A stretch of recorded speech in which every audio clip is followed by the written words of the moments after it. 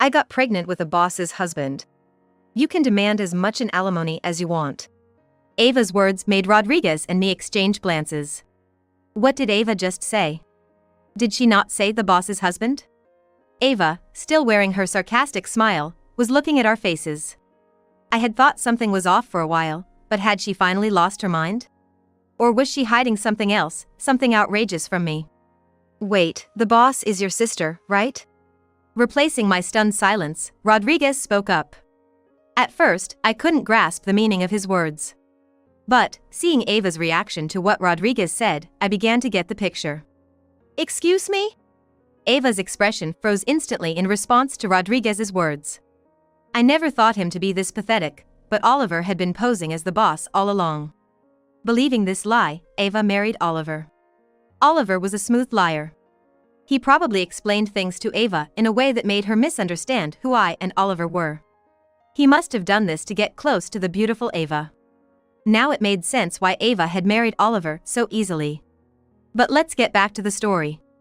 Indeed, I'm Sophia Brown. I'm the boss of this company. I'm a 37-year-old single woman working in IT. Due to some circumstances, I'm living alone. I have an older sister named Ava. And though it might sound biased coming from me, she's quite beautiful. We weren't close as children, and I always envied my friends for their kind sisters. Ava was always pampered because of her beauty.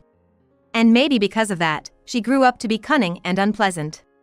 She was adept at blaming her misdeeds on me, and I even found it scary how skilled she was at it. As far as I can remember, Ava was never scolded by our parents. They always seemed to excuse her behavior, saying, "She's the older sister, after all." Ava remained true to her own desires, and on top of that, she perfectly played the role of a kind sister in front of our parents.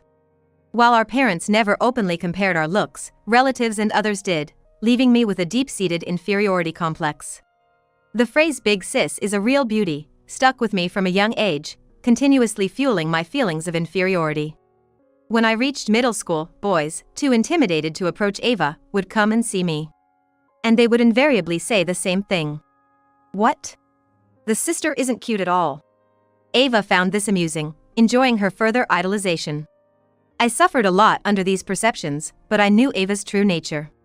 I understood more than anyone that she was just a person with a beautiful appearance, but shallow on the inside.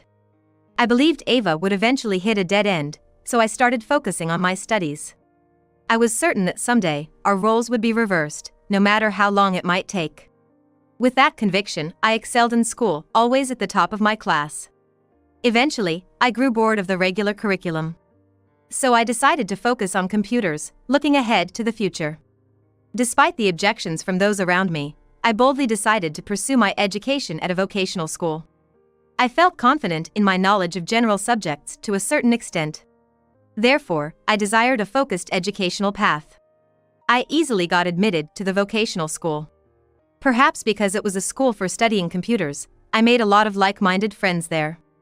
They were the so-called geeks, and I fit right in with them. At the school, I learned a lot about web design, site construction, and programming. After graduating, I moved through a few companies, but now I'm working with my vocational school classmate, John Smith. John and I had been close since our school days, and he was an outstanding programmer. After going through several companies, we ended up working together. A few years later, I started dating a man named Oliver Wilson, who worked at the same company. Oliver was experienced with women and knew exactly how to please them. I noticed he tailored his approach depending on the type of woman he was talking to. Having no prior experience with men, I was hesitant at first, but I started dating Oliver, who was 3 years my senior, following his lead. Oliver, who worked in sales, was charming and popular with women. I thought he wouldn't be interested in someone like me, and I was wary of men like him. However, Oliver managed to win over my heart and gradually made his way into my life. Only a few people at work knew about my relationship with Oliver, and we tried to keep personal matters out of the workplace. Even so, I found myself giving Oliver special attention more often than not. When Oliver made a mistake at work, I would naturally cover for him, so much so that John pointed it out. I knew this wasn't right, but I couldn't help being swept away by my first romance. When Oliver and I had been dating for over 3 years, he proposed to me. I hadn't expected things to progress to engagement so smoothly, and my parents were surprised when I broke the news. I've always been more focused on my studies and now work, not much into guys. They were thrilled that I, who had always been focused on studies and now work, was getting engaged before Ava. On the day of the meetup with my parents and sister Ava, to my surprise, Ava and Oliver hit it off well. Since they were going to be relatives, I thought their getting along was a good sign. However, this was my naivety and my biggest mistake. Despite knowing Ava for years, I let my guard down because everything seemed to be going so well. Soon after, Oliver broke off our engagement. He revealed that he was now engaged to Ava. I had never fully trusted Ava, but I never imagined this could happen in reality. I always thought having my fiancé stolen by my sister was something you'd only see in comics or dramas. But now, it was my stark reality. I later found out that Oliver had been flirting with many female colleagues at work. It was only natural for someone like him to fall for a good-looking woman like Ava. My parents were utterly dismayed by Ava and Oliver's outrageous behavior. They couldn't believe that Ava would steal her sister's fiancé, especially considering what the relatives and acquaintances would think. Despite their past indulgence, my parents couldn't forgive this. They were furious with Ava, but she didn't care at all. Meanwhile, unsettling rumors began circulating in my company. There were whispers that Oliver was deceived and dumped by me. It was such a ridiculous joke, I thought no one would believe it, but somehow, people at work started sympathizing with Oliver. Thinking the rumors were too ridiculous, my failure to properly deny them contributed to this outcome. Knowing my character, Oliver used this to his advantage, getting close to sympathetic female colleagues. After betraying me, Oliver got engaged to Ava and even continued his infidelities. Initially, everyone tried not to fall for Oliver's tales, but gradually, they were taken in and eventually deceived. The way people at work looked at me changed to something more mocking, and Oliver disrupted the office morale. Ava and Oliver, ignoring the feelings of my parents and me, went on to have a grand wedding. They even had the audacity to send me an invitation, which I obviously didn't attend. My parents had intended to keep Ava's actions a secret, but invitations were sent to relatives as well. Humiliated by their daughter, my parents shed tears of shame and declared they'd have nothing more to do with her. Some time later, Ava became pregnant. She even made a point of coming to me directly to announce it. "How does it feel? Your ex-boyfriend and your sister's child are right here. What are you feeling? Tell me," Ava said, smirking as she tenderly rubbed her belly, staring at me.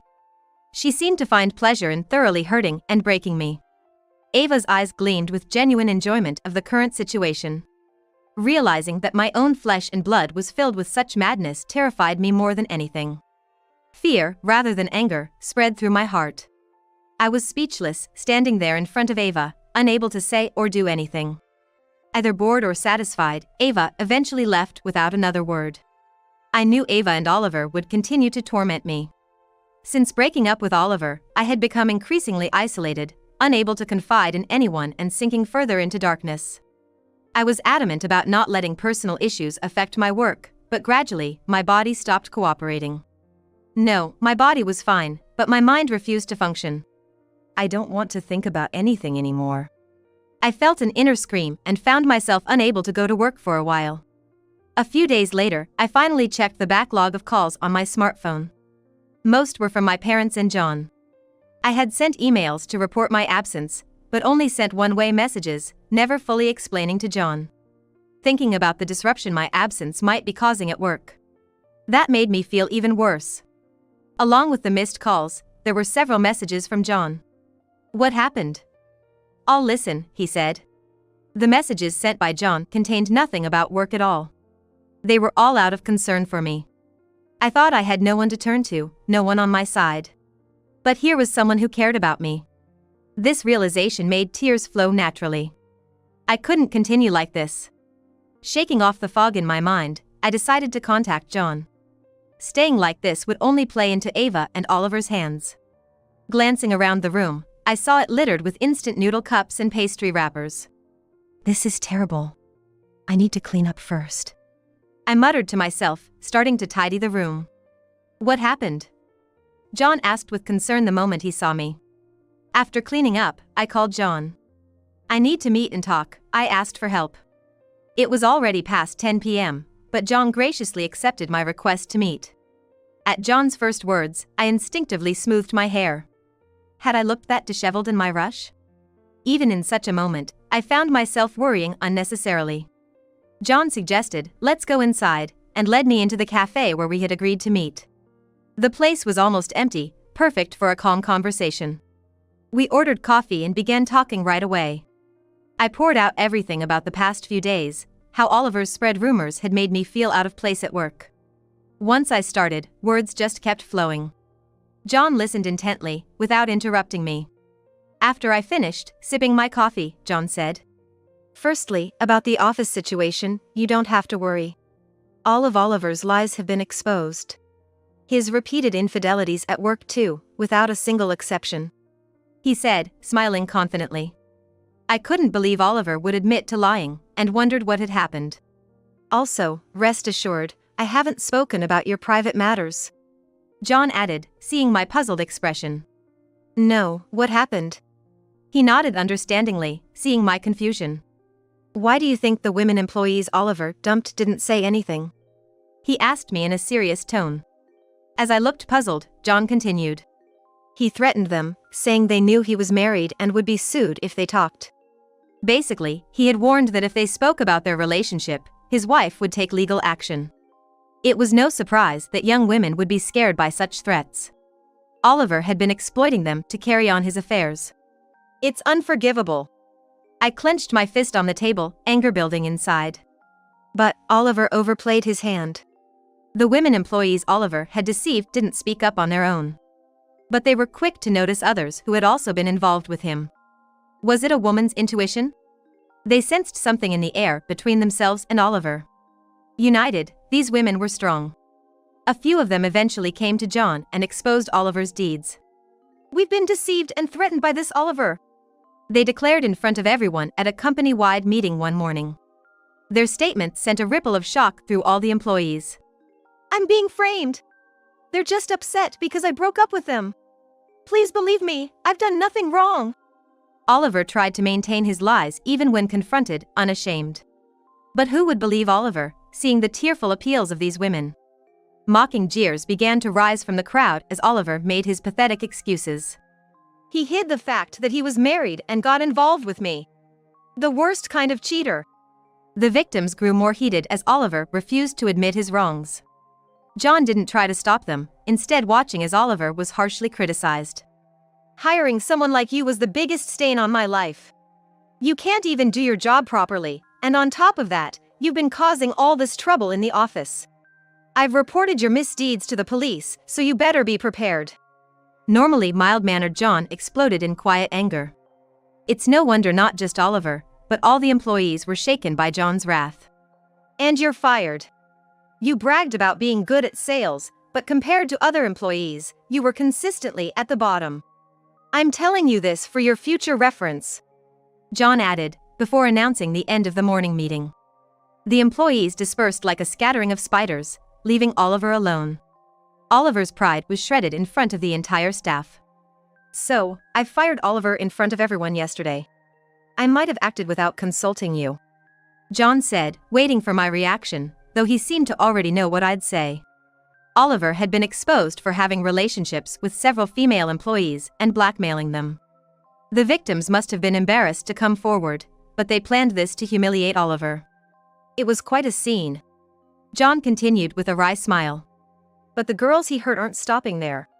They've sued him for a substantial amount in damages and reported his threats to the police." While I was down, Oliver had been thoroughly defeated. "About this, I was wondering if you'd consider letting the lawyer handling this case take care of your situation with your sister and Oliver?" I nodded vigorously at John's suggestion, deciding to join the other female employees in suing Oliver and Ava. A few days after my conversation with John, I met Ava, accompanied by the lawyer Rodriguez that John had introduced me to. We decided to sue Ava and Oliver separately, based on John's idea. First, it was about my personal damages, how Ava had stolen my fiancé. Ava, looking blissful as ever, seemed even more pleased to see me. Unaware of her position as the sued party, she faced me with overconfidence. In our first meeting, Rodriguez looked at Ava quizzically and began. "Excuse me, but do you understand why you're being sued?" he asked directly, without beating around the bush. Indeed, I too found Ava's confidence eerie. Ava's smugness in looking down on me was clear, but considering what lies ahead, she shouldn't be able to keep smiling. In response to Rodriguez's words, Ava began talking in a ridiculously sarcastic manner. I ended up getting pregnant with the boss's husband. Demand as much in damages as you want. Rodriguez and I exchanged glances at Ava's unexpected words. What did Ava just say? She said the boss's husband? Ava continued to smirk at us, filled with sarcasm. I had thought something was off, but had she completely lost her mind? Or was she hiding something even more outrageous from me? Wait, aren't you the boss's sister? Rodriguez spoke up for me, stunned. At first, I couldn't grasp what he meant. But seeing Ava's reaction to Rodriguez's words, I began to understand. Excuse me? At Rodriguez's words, Ava's expression instantly froze. Yes, Oliver had been posing as the boss. I knew he was the worst, but I hadn't imagined he was this despicable. Fooled by Oliver's lies, Ava had married him. It's just like Oliver, who's good at lying. He must have explained things in a way that made her misunderstand who the real boss of the company was. He would have done anything to get close to the beautiful Ava. Now, the reason for their easy marriage was clear. But let's get back to the story. I am unmistakably the president of this company. This company was co-founded by John and me, where Oliver was just a trainee with little knowledge. John, as the vice president, supports me in my role. Later, I learned that Oliver was engaged to me because he coveted my position as the president. Not just the position, but he was after the wealth of a company with an annual turnover of $60 billion. Ava's arrival was an unexpected twist for Oliver, but he was quickly captivated by her beauty. She misunderstood that Oliver was the president when she heard the word while Oliver and I were together. Taking advantage of this, Oliver deceived Ava, and they even ended up having a child. I knew Oliver was a despicable person, but the thought of having dated such a man sends shivers down my spine. And I am frustrated with myself for not seeing his true nature. He lied about his status to fulfill his desires, even going as far as having a child. Unaware of all this, Ava was overjoyed, thinking she had struck gold. However, I have no sympathy for Ava, who was deceived by someone like Oliver. Even though she is my blood-related sister. You seem to be under some misunderstanding, but as you said, the damages will indeed be a substantial amount. At Rodriguez's words, Ava's strength seemed to drain away as she collapsed onto her chair.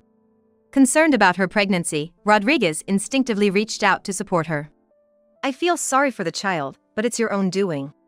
This is the consequence you brought upon yourself. I said firmly to Ava, who was looking at me as if wanting to say something. Just because I now know the truth doesn't mean I plan to back down or forgive. Ignoring Ava's desperate attempts to cling to me, I asked Rodriguez to proceed with the legal process. Sophia! Sophia! Please, I was deceived! I didn't do anything wrong! Help me! Ava's anguished cries echoed in the law office of Rodriguez. After learning that Oliver was not the president but just an apprentice, Ava fiercely blamed him. How dare you deceive me? Just because you're a bit popular, don't get carried away. Without money, you're worthless. Don't ever show me that pathetic face again. Learning of Oliver's affairs with other female employees, Ava filed for divorce. And she also demanded alimony from him. Due to the charges pressed by his other victims, Oliver was convicted. On top of that, he faced multiple hefty damages claims. Oliver inevitably faced financial ruin. Until his prison term ended, Oliver's parents took on the responsibility of paying us the damages. Oliver's parents took this action partly as an act of contrition towards us, who were almost relatives at one point. This was the only solace for us. As a result, Oliver was completely ostracized by all his relatives, including his parents. Even after completing his sentence and returning to society, that's when his real hell will begin. He will have to spend his life bearing the burden of his sins, continuously paying alimony and child support. After settling Oliver's case, I sincerely apologized to the victims. I shared with them how I too had been deceived by Oliver and how my naivety had led to their suffering. However, none of them blamed me or spoke any words of resentment. They understood that we were all victims and I was not at fault. Hearing this, I felt ashamed of myself. I had let personal matters affect the company, withdrawn into myself when things got tough, and let Oliver run amok. I was grateful to my staff for forgiving me, and it was a wake-up call to get my act together. And I couldn't be more thankful to John, who handled these troubles alone while I was absent. Initially worried about my relationship with Oliver, he was genuinely happy for me when we got engaged. Despite not listening to John's advice and dating Oliver, leading to all this, John never blamed me. Instead, he took care of the victim's emotional well-being. I realized that John was far more competent than I, the president, had ever been. John always encouraged me, saying, "This company can't function without you," multiple times. Ava, divorced from Oliver, was in a dire state, not unlike Oliver himself. Shortly after, Ava gave birth to Oliver's child. I knew about Ava's childbirth because she repeatedly came to my house seeking support. "Sophia, you're my sister, right? This child, your nephew, don't you feel anything for him?" Ava would show the child to the intercom camera at the entrance of my apartment building. I had to be heartless, refusing her entry beyond the entrance, and even reported her to the building's security. Honestly, her constant visits were becoming a nuisance. Naturally, Ava also repeatedly begged our parents for help, but both adamantly refused her. Even after being shown their grandchild, their resolve to not forgive Ava seemed unshakable. Furthermore, I only came to know this after Ava ended up in such a situation, but it seems she had hardly ever worked before. Suddenly thrown into society nearly penniless, Ava couldn't expect the same assistance now that she had a child. Suddenly, she found herself in a near-penniless state, thrust into society. It was impossible for Ava, now a mother, to receive the same kind of support she used to. Cruelly enough, all the men who had been assisting her left her side without exception. Now a single mother, Ava had to work for the first time to pay for living expenses and the alimony owed to me. It pained me to think of the child, but Ava had no choice but to work from now on. Considering her past of looking down on others, the harshness she's about to face is unimaginable. Watching my estranged sister being escorted out by security on the intercom camera, I turned it off. After things settled down, I decided to thank John by inviting him to dinner. As far as I knew, John wasn't seeing anyone. But I couldn't help feeling awkward inviting him right after such a commotion. John, however, accepted my invitation without hesitation. We had spoken often at the office since then, but never about ordinary things. Probably out of consideration for me, John never brought up Oliver's topic. Instead, John diligently handled Oliver's aftermath and took care of the affected employees in my stead. Considering all these things, I had planned to properly express my gratitude today. "I'm truly sorry for not heeding your advice about Oliver and everything else," I began, intending to thank him, but apologies came out instead. As John said in front of all the employees, my involvement with Oliver was the biggest blot on my life. I felt like I had no face to show John, who had never trusted Oliver from the start. John slowly spoke up. "Let's forget about that guy. You are the victim, not at fault. And he is receiving his punishment, carrying his sins for life." John grimaced as if mentioning Oliver's name was distasteful. As he said, Oliver's fate was sealed without our discussing it further. I took John's words to heart and nodded seriously. "If it weren't for you, John, I wouldn't have been able to recover. And those girls who were deceived might have continued to suffer helplessly. Thank you for everything." I expressed my utmost gratitude.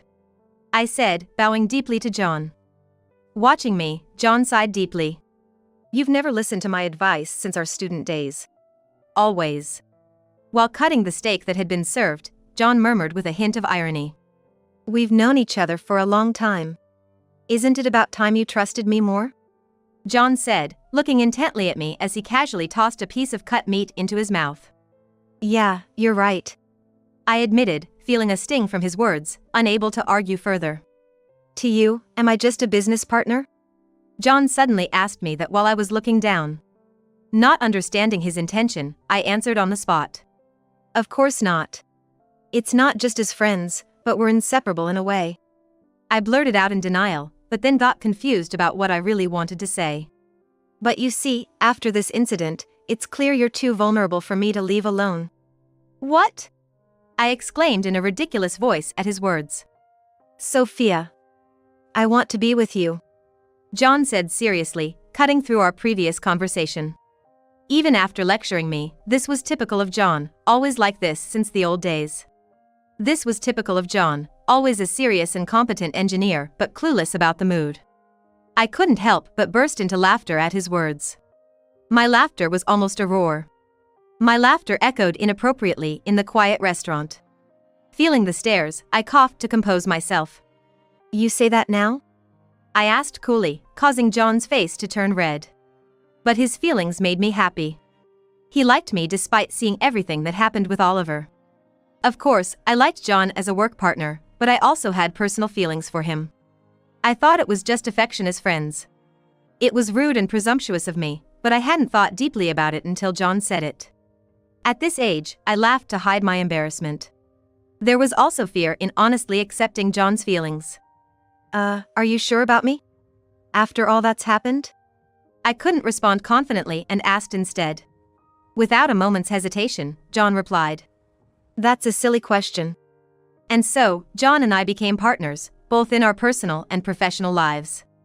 I felt embarrassed to mix personal feelings with work right after vowing not to. But I knew better than anyone that John was trustworthy.